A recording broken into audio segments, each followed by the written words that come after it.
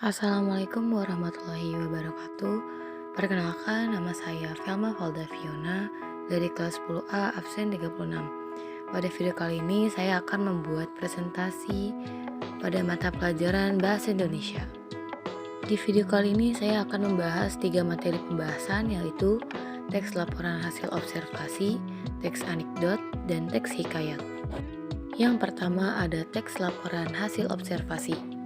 Materi yang akan dibahas pada teks laporan hasil observasi ini ada pengertian, tujuan, ciri-ciri, struktur, kaidah kebahasaan, dan contoh. Pengertian teks laporan hasil observasi. Teks laporan hasil observasi adalah suatu teks berisi penjabaran atau pemaparan mengenai hasil pengamatan yang telah dilakukan. Selanjutnya ada tujuan teks laporan hasil observasi. Yang pertama ada informasi tentang klasifikasi. Teks laporan hasil observasi berisi tentang ragam informasi penting dari hasil pengamatan yang disesuaikan berdasarkan kriteria tertentu.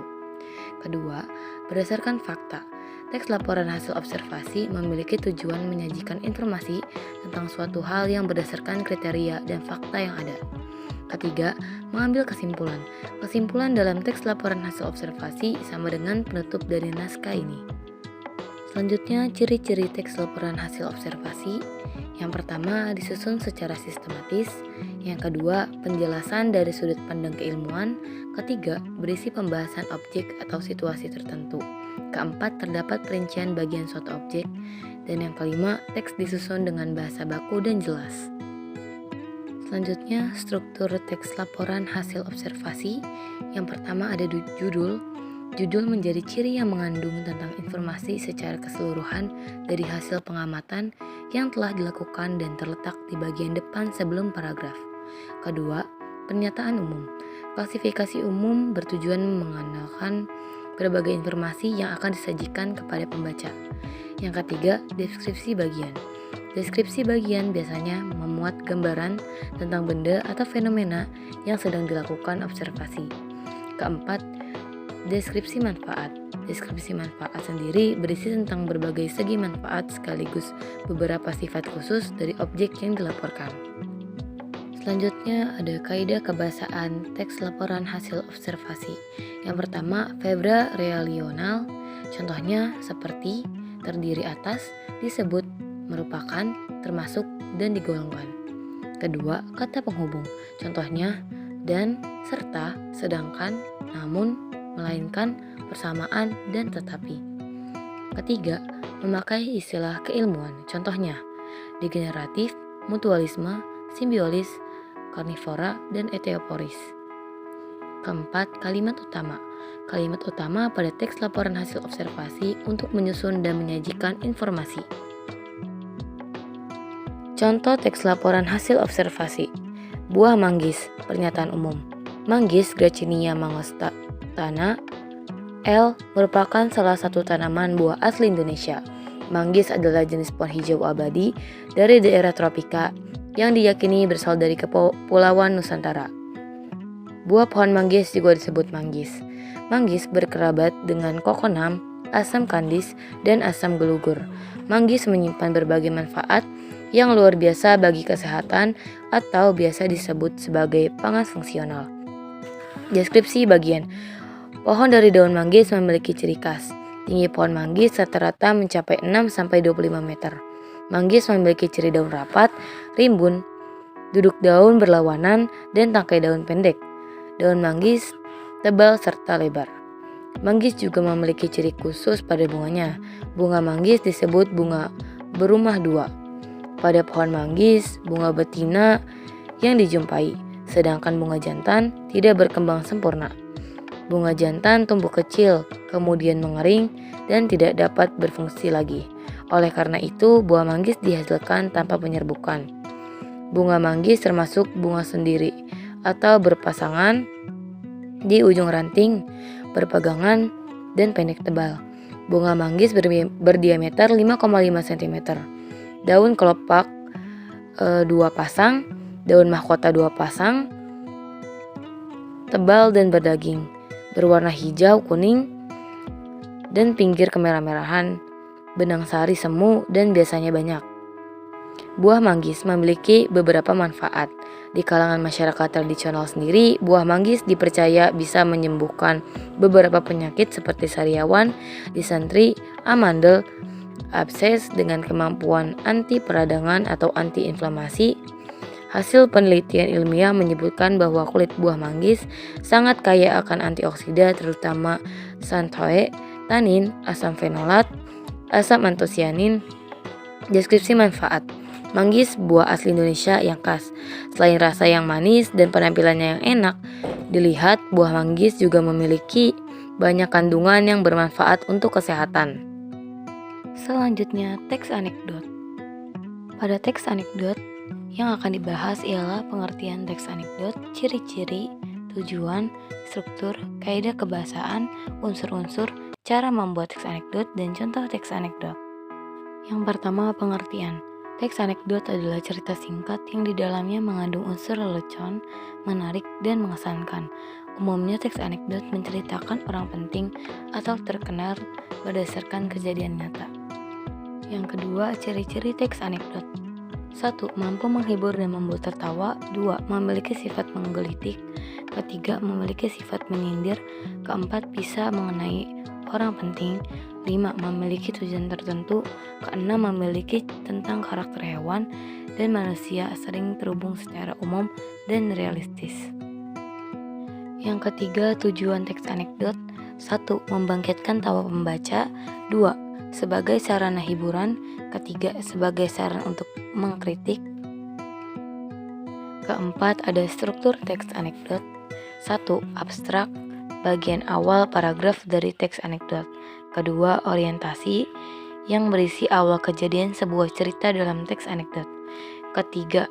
Krisis, yaitu bagian cerita untuk memberikan penjelasan mengenai masalah utama dari teks anekdot. 4. Reaksi, yaitu penyelesaian masalah dalam teks anekdot.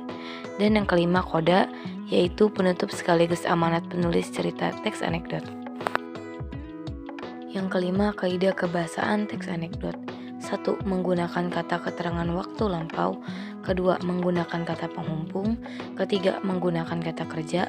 4. Menggambarkan urutan peristiwa berdasarkan waktu. 5. Menggunakan jenis pernyataan retoris, yaitu kalimat pernyataan yang tidak mengharuskan untuk dijawab. Yang keenam, ada unsur-unsur teks anekdot, yaitu ada 9. 1. Tema. 2. Tokoh dan penokohan. 3. Latar. 4. Alur. 5. Sudut pandang. 6. Amanat. 7. Nilai-nilai dalam kehidupan. 8. Sudut pandang. Dan yang ke-9, gaya bahasa dan nada. Yang ke-7, cara membuat teks anekdot. 1. Pilihlah topik atau tema yang akan dibahas dalam teks anekdot. 2. Tentukan tokoh yang ada di dalam teks anekdot. 3. Pilih atau tentukan suatu peristiwa yang akan dijadikan sebagai latar belakang. 4. Membuat rangkaian peristiwa dalam bentuk alur teks anekdot. 5. Susun kerangka teks anekdot dan kembangkan agar menjadi suatu cerita yang memiliki satu kesatuan. Yang ke-6, teks anekdot disunting atau dicek kembali apa yang kurang dan apa yang akan ditambahkan. Dan yang terakhir, contoh teks anekdot. Di hari Minggu pagi yang cerah, di balai desa sedang ada penyuluhan terkait dengan kebersihan sampah yang ada di lingkungan desa tersebut. Dalam penyuluhan tersebut, kepala desa memberikan sebuah arahan mengenai sampah plastik yang berdampak sangat buruk terhadap lingkungan.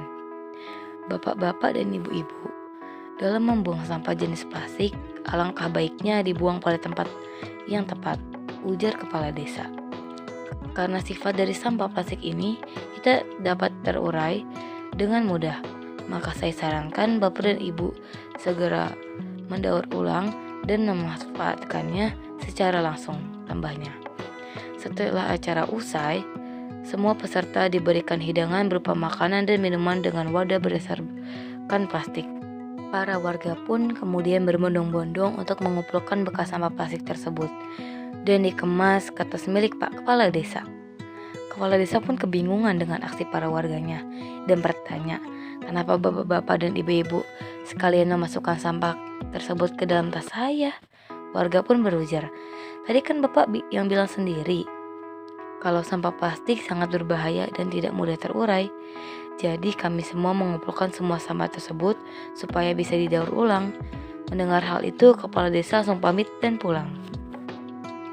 Selanjutnya, pembahasan kita yang terakhir ialah teks hikayat. Materi yang akan dibahas pada presentasi kali ini yaitu ada cerita hikayat Putri Tujuh, sinopsis, unsur intrinsik, dan unsur ekstrinsik. Yang pertama ada cerita hikayat Putri Tujuh. Pada zaman dahulu kala, di daerah Dumai berdiri sebuah kerajaan bernama Seri Bunga Tanjung. Kerajaan ini diperintah oleh seorang ratu yang bernama Cik Sima. Ratu ini memiliki 7 orang putri yang elok dan rupawan, yang dikenal dengan Putri Tujuh. Dari ketujuh putri tersebut, putri bungsulah yang paling cantik, namanya Mayang Sari. Putri Mayang Sari memiliki keindahan tubuh yang sangat mempesona. Kulitnya lembut bagai sutra, wajahnya elok berseri bagaikan bulan purnama. Bibirnya merah bagai delima, alisnya bagai semut beriring, rambutnya yang panjang, dan ikal terurai bagai mayang. Karena itu, sang putri juga dikenal dengan sebutan Mayang Mengurai. Pada suatu hari, ketujuh putri itu sedang mandi di lubuk sarang Umay. Karena asyik berendam dan bersenda gurau, ketujuh putri itu tidak menyadari ada beberapa pasangan mata yang sedang mengamati mereka, yang ternyata adalah Pangeran Empang Kuala dan para pengawalnya, yang kebetulan lewat di daerah itu. Mereka mengamati ketujuh putri tersebut dari balik semak-semak. Secara diam-diam, sang pangeran terpesona melihat kecantikan salah satu putri yang tak lain adalah Putri Mayang Sari. Tanpa disadari, Pangeran Empang Kuala bergumam lirih. Gadis cantik di lubuk Umay, cantik di Umay, ya, Dumai, Dumai. Kata-kata itu terus terucap dalam hati Pangeran Empang Kuala. Rupanya sang pangeran jatuh cinta kepada sang putri. Karena itu, sang pangeran berniat untuk meminangnya. Beberapa hari kemudian, sang pangeran mengirim utusan untuk meminang putri itu yang tak diketahui bernama Mayang Mengurai. Utusan tersebut mengantarkan tepak sirih sebagai pinangan adat kebesaran raja kepada keluarga kerajaan Seri Bunga Tanjung. Pinangan itu pun disambut oleh Ratu Cikma dengan kemuliaan adat yang berlaku di kerajaan Seri Bunga Tanjung. Sebagai balasan pinangan Pangeran Empang Kuala, Ratu Ciksima pun menjunjung tinggi adat kerajaan, yaitu mengisi pinang dan gambir pada combol paling besar di antara 7 buah combol yang ada di dalam tapak itu. 6 buah combol lainnya sengaja tak diisinya sehingga tetap kosong. Adat ini melambangkan bahwa putri tertualah yang berhak menerima pinangan terlebih dahulu. Mengetahui pinangan pangerannya ditolak, utusan tersebut kembali menghadap kepada sang pangeran. Ampun Baginda Raja, hamba tak ada maksud mengecewakan Tuan. Keluarga kerajaan Seri Bunga Tanjung belum bersedia menerima pinangan Tuan untuk memperistrikan Putri Mayang Mengurai.